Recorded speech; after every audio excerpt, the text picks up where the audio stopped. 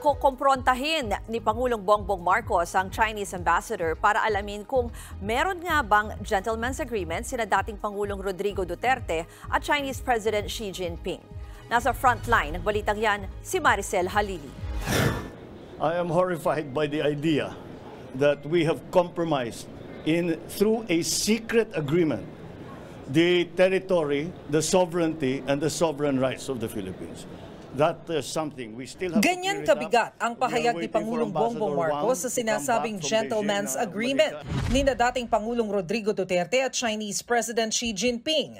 Si dating presidential spokesperson Harry Roque ang nagpalutang ng kasunduang yan. Dito, napag-usapan daw na tanging tubig at pagkain lang ang pwedeng dalhin ng Pilipinas sa BRP Sierra Madre sa Ayungin Shoal. Pero tinabla si Roque ng isa pang dating presidential spokesperson ni Duterte na si Attorney Salvador Panelo. Aniya, nagsisinungaling ang sino mang nagsabing merong gentleman's agreement.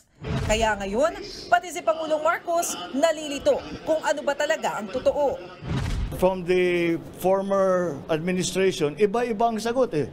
Sabi ng isang opisyal dating government official under the previous administration, there's no such agreement.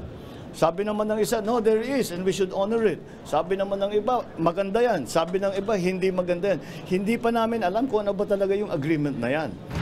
Nakarating na rin kina Roque at Panelo ang sinabi ng Pangulo na horrified siya sa umano'y gentleman's agreement. Pareho nilang pinanindigan ang kanilang mga naunang pahayag.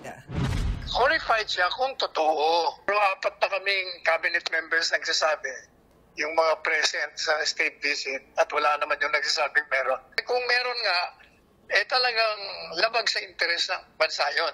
Yung agreement po ay parang parehong partido, China at Pilipinas, ay re-respetuhin ng status quo. Walang bagong dagdag sa mga installation, walang gagalaw.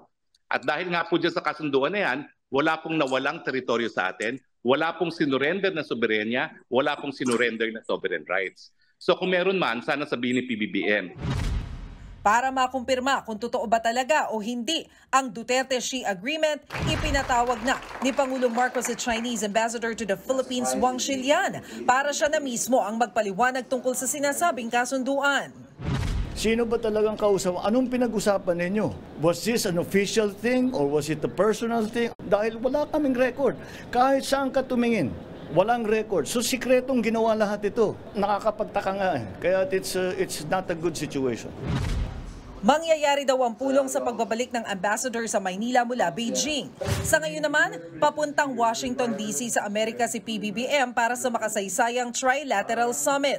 Kasama sina US President Joe Biden at Japanese Prime Minister Fumio Kishida.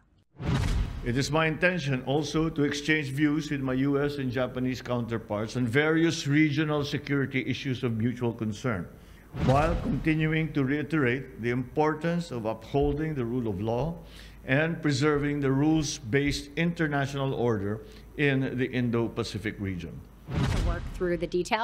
Sa briefing ng Washington Foreign Press Center, sinabi ng White House na magandang timing ang mangyayaring trilateral summit para magpahayag ng suporta ang Japan at Amerika sa mga nangyayari sa West Philippine Sea. Bago ang summit, nagsama-sama na ang tatlong bansa pati ang Australia sa naval exercises sa West Philippine Sea noong nakaraang linggo na minanmanan naman ng China. Nagbabalita mula sa Frontline, Maricel Halili, News 5. Mga kapatid, may Los Baños po. Huwag magpahuli sa mga balita at impormasyong dapat ninyong malaman. Para sa mas malawak na balitaan at diskusyon, mag-follow at mag-subscribe sa social media pages ng News 5.